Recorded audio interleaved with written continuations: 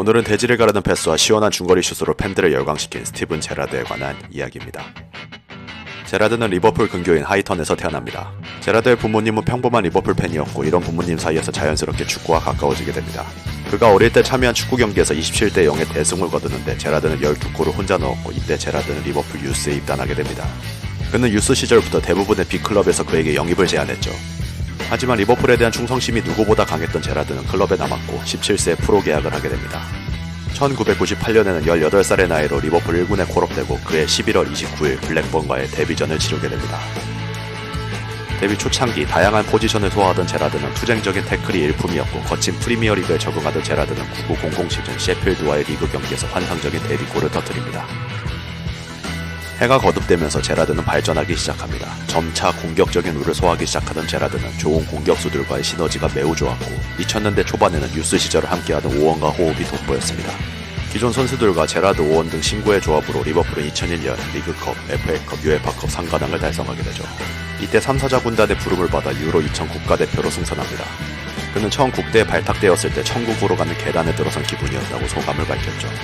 클럽으로 돌아온 제라드는 2003년 사미 히피아로부터 주장 자리를 물려받게 됩니다. 이때가 그의 나이 겨우 23살이었죠.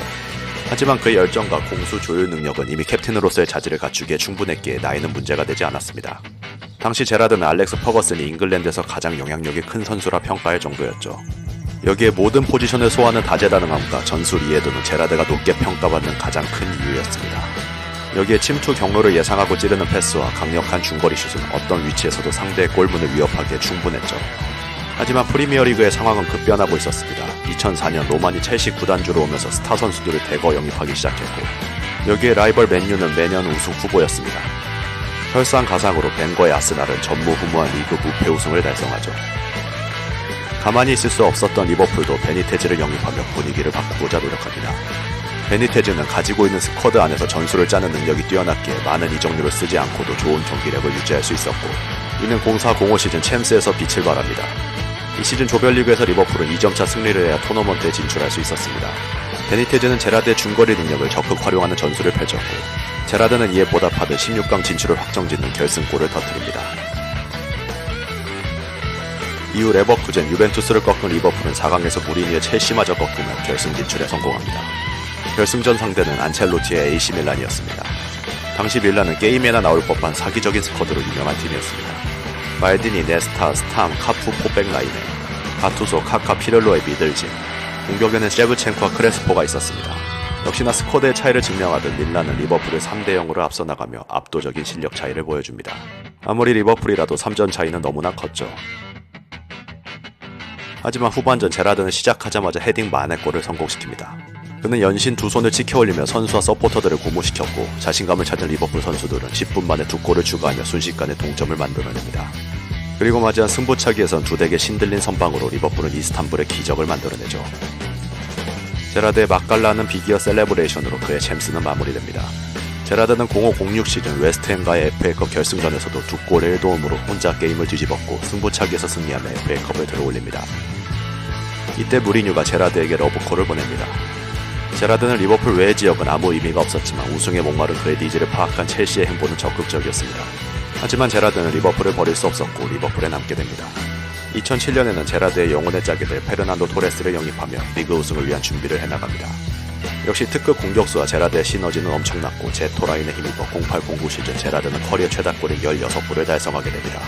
이 시기 맨유를 올드 트래포드에서 4대1로 대파하는 사건도 터뜨리죠. 이렇게 득점력이 폭발하는 시기임에도 맨유에게 승점 4점차 준우승에 머물고 말죠. 그리고 이 시기가 리버풀의 정점이 됩니다. 2010년 들어 리버풀의 주축 선수들이 이탈하며 리그 우승은 더욱 어려워집니다. 마스체라노와 알론소가 떠나고 2011년에는 페르난도 토레스마저 첼시로 이적하며 리버풀의 암흑기가 시작되죠. 토레스를 대신하여 영입한 앤디 캐롤이 공격수로서 최악의 폼을 보여주며 이 시즌 리그를 6위로 마감하게 됩니다. 하지만 2011년 영입한 수아레즈와 12-13 시즌 부임한 로저스는 제라드에게 마지막 우승의 희망을 갖게 합니다. 그리고 맞이한 13-14 시즌 리버풀은 막강한 공격력을 앞세워 34라운드 라이벌 맨시티를 꺾어버리죠. 경기 후 팀원들을 모아 노리치에서도 오늘과 똑같이 하자고 외치며 눈물을 흘리는 제라드의 모습은 모든 축구 팬들에게 감동을 선사합니다. 그리고 35라운드 놀이 지점까지 11연승으로 남은 경기 2승 1무만 하면 자력 우승이 가능한 상황이었죠. 36라운드 첼시전은 그런 의미에서 중요했습니다.